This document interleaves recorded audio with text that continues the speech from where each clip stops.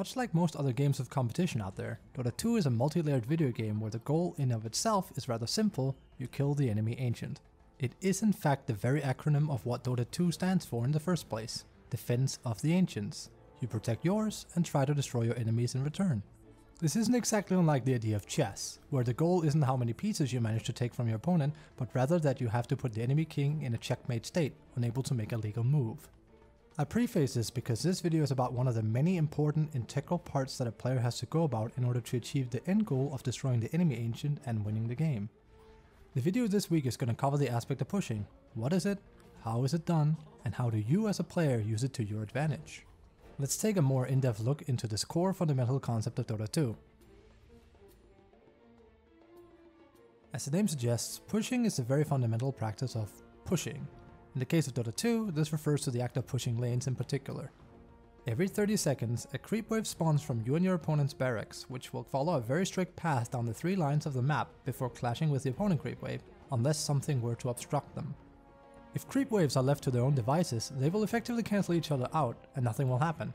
However, if a player in any shape or form helps out said creep wave, then this is where the before mentioned push takes place as a result.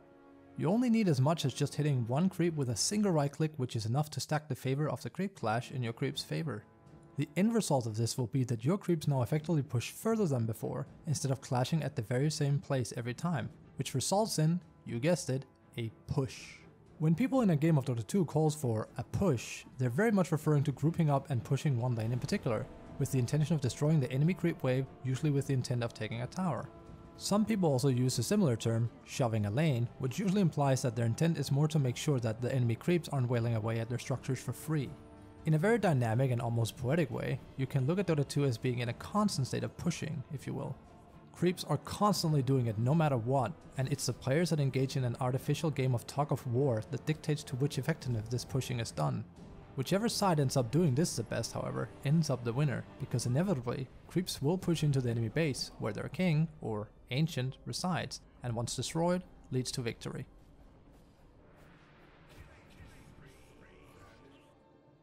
Another term you'll happen upon before too long into your Dota 2 journey is the concept of split pushing. Split pushing is often defined as an individual player going out of their way to push a lane of creeps, although without their team. To a potential newcomer, this can sound rather strange on paper, because why wouldn't you just push with everyone at the same time to create a stronger push? The idea though is quite simple. By utilizing certain heroes among the roster available, a player is able to create a rather powerful push all on their own. And, as I mentioned before, this will result in said player's creeps eventually making it to towers. This will naturally cause the opponent to have to deal with it, or risk their towers taking heavy damage and eventually falling. This effectively creates a ripple effect where, by split pushing, you're essentially splitting up the enemy team as a result. Therefore, split pushing can both be used offensively and defensively. On the offensive side, it lets you get a lot of farm because you're the only one split pushing, meaning that all associated gold as you're doing said push goes directly into your pockets. Furthermore, it dictates a response from your enemy. They might want to gank you, and if not, they will have to respond once you're pushing creeps into a tower. Using split pushing aggressively lets you take over enemy territory that much easier, since the enemy will soon have less territory to play around than before. On the defensive aspect of split pushing, if you're behind for an example, it's very good at extending the game among other things. If the opponent is trying to group up as a full team to get things done as 5, it is very much in your best interest to try and prolong the game so they can't execute the goal of the game to kill off your ancient. By split pushing, you're creating a wave of creeps plus yourself that the opponent will eventually have to respond to. Many people will be discouraged from grouping up towards your tier 2 tower if you are a split pushing hero hitting their tier 2 tower on another lane for free. By causing your enemy to split up due to your split push, you're inflating the length of the game, thus giving yourself and your team more breathing room. This leads to a potential chance of smoking up and getting the jump on the enemy, exactly what you need to come back into the game. Ah yes, the dreaded death push. Death pushing is often seen as the intent on seizing the advantage that your team has, usually from a very powerful early game lineup, into taking down towers and barracks as fast as possible. Unlike your average game of Dota 2, a team wanting to death push is usually not interested in having something like a Medusa or a Spectre that takes too long to come online, but rather a more aggressive hero for killing, such as Ursa, or an amazing building destroyer, like Lone Druid. Death pushing is rather scary for both teams though. In the case of the death pushing team, they've intentionally built their 5-man hero pool around a very aggressive timer, wanting to knock down your front door and kill your ancients before you really get a chance to bulk up. This can be particularly scary if you have a hero that takes longer to come online within the game. The early game often aren't all that great, so it's very hard for them to help deal with the potential death push coming their way. The scenario of this is often that it's a 4v5 situation, with 4 people holding on against the people trying to perform their sweeping death push rush. This is even more brutal if any other core player outside of one tries to play greedy, because they'll be unable to help, which only renders the death push that much more lethal. On the other end of the spectrum, it's also a huge gambit by the Deathpushing team itself. Yes, they're very powerful once they group up and attempt to get things going, but there is a catch. Because they're going as 5 a lot, and because they built their team composition wise around being exceptionally strong in the early game, their team very often lacks stronger power later in the game. This is a case where, if the Deathpush team isn't successful in their strategy, usually within the time period of 25 to 30 minutes, then they're in a seriously bad spot. A Faceless Void might have been absolutely useless against them, but if they haven't managed to end the game, or at the very least get several barracks by this time, said Faceless Void will make sure that they're punished for their Deathpushing playstyle. Once the Deathpushing team starts losing, it's usually downhill from there. They'll have a hard time recovering because their plan of winning early didn't work out, and now they have to deal with an enemy carry only getting progressively stronger the longer the game becomes.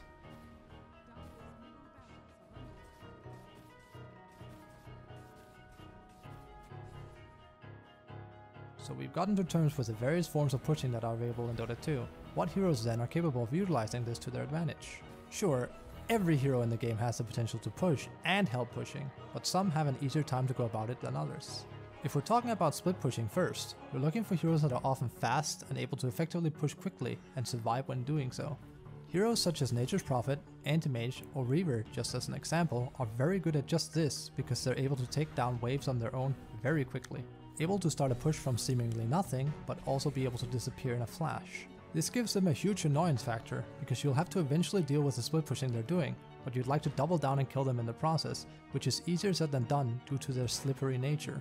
In contrast, death push heroes are not so much heroes that push waves fast, but are able to keep the push going almost indefinitely, usually with a few auras and very good structure damage combined.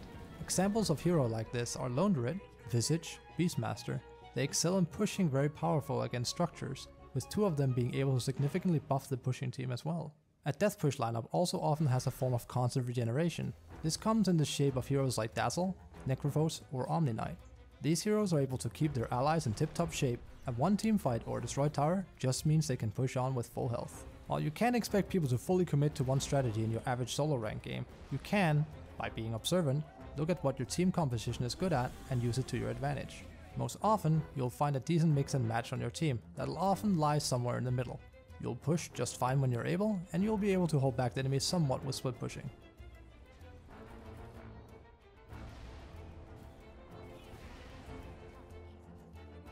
Last thing I want to cover in this video revolves around structures and objectives, which end up being the result of all your pushing. As mentioned briefly before, start a push anywhere on the map and you will eventually push set lane towards an enemy tower.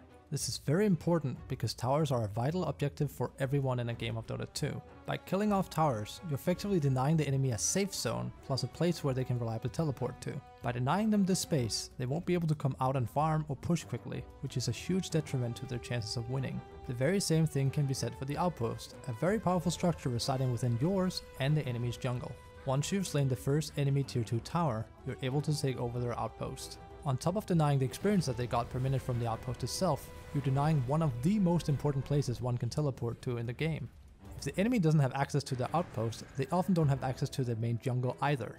Their carry can't port there any longer to farm, and you're able to have yourself and your allies use this as a hotspot, essentially moving 3/4 of the map with one TP, which is ridiculous. Lastly, by taking out the enemy's barracks, you get associated super creeps on the very lane you took out the barracks. Because these creeps are significantly stronger than the base creeps that normally spawn, we can apply the very fundamental I mentioned in the very beginning of this video.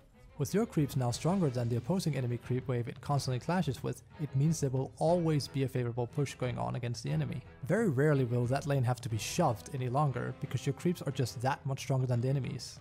This is a massive thorn in their side, because they constantly have to deal with it, even if no hero is split pushing that lane.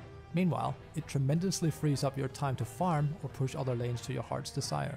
Most of you will have tried to be confined to a very tight spot on the map. It's no more than 25 minutes into the game and your team is effectively holed up within your base. You have no tier 2s any longer, heck, you don't even have an outpost, and the mere act of going outside of your base without smoking is a risky chance in of itself. This is what pushing allows. If you're forcing all 3 waves against the enemy team, they have no actual vision anywhere besides potential wards. They can't see what you're doing, and they have to constantly shove the creeps coming towards their towers back. You're essentially free to do whatever from this position until you decide to deal the killing blow to the enemy. Do beware of potential comebacks though. You don't want your hard-earned pushing to be for nothing because you decided to overplay your hand, get a team wipe, and let the enemy breathe easily and recover again. By pushing effectively and choking the enemy out of where they can play the game, you limit the enemy on what they're able to do, to the point where they have to do a strategy of desperation or wait for a massive mistake on your part. There are so many interesting layers to pushing in Dota 2 as a concept, and with every patch, people are constantly on the lookout for interesting and innovative ways to make use out of it. By understanding and utilizing this fundamental, core principle part of the game, you might just end up seeing Dota 2 in a different light than before. And when you fully understand and embrace pushing, you'll have acquired a very powerful tool in your kit towards winning your Dota 2 games.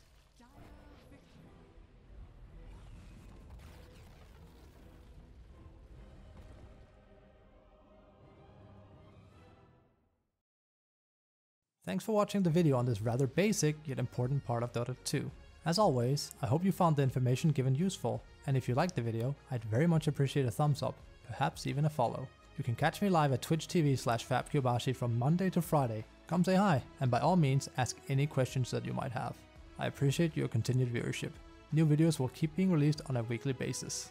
Now put those basics into practice and get to pushing. The horn is blowing and there are games to be won.